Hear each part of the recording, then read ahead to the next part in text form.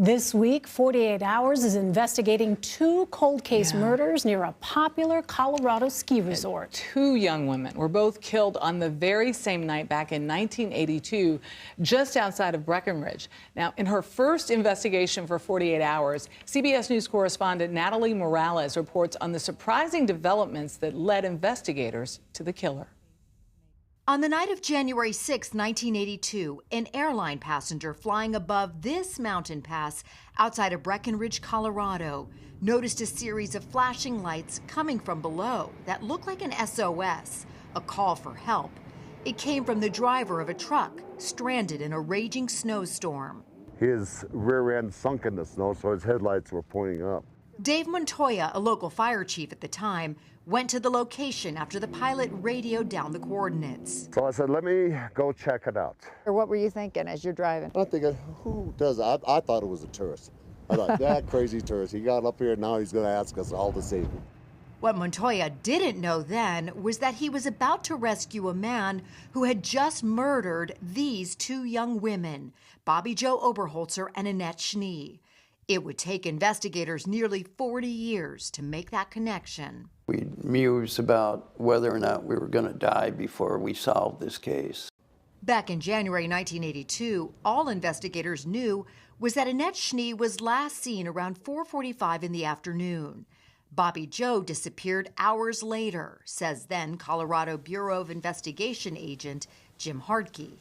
Bobby Jo Oberholzer was last seen in Breckenridge at about 7:30 in the evening.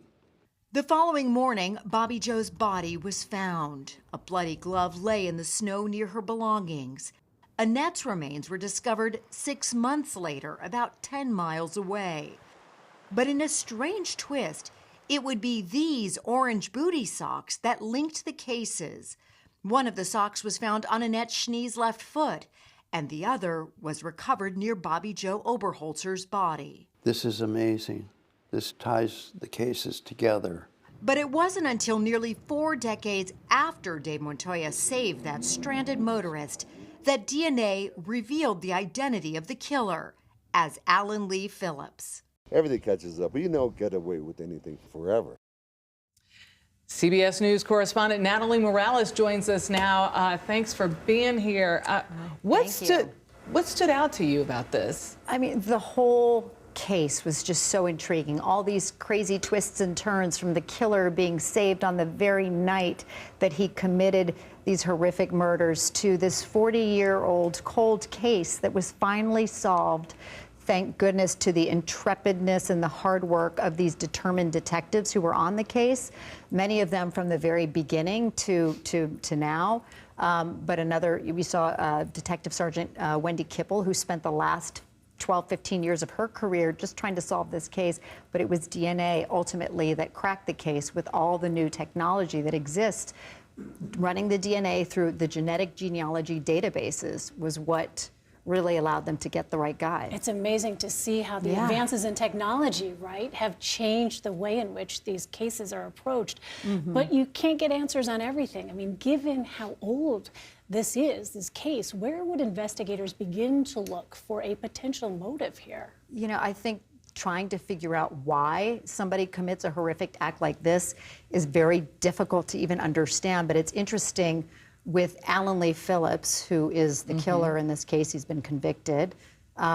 They did find he did have a prior history. He was convicted of a kidnapping and assault 10 years before, almost 10 years before the case of these two women. So, and he had signed a confession, and when asked on that confession, why did you do what you did? He said, I don't know. I don't know what makes me do these things. Wow. So, and it took them years to get that piece of evidence. And this was, again, one of the detectives working the case who found the old case and said, this sounds like our guy. Wow. Is it possible that he could potentially be behind more crimes? All the detectives we spoke with say they absolutely believe that there are other women and other victims. Wow. It's now just trying to figure out and find the pieces of evidence, and in some cases even horrific as it sounds, finding the bodies. Yeah, when you think about it, what we hear about killers is that it's the kind of behavior for some of them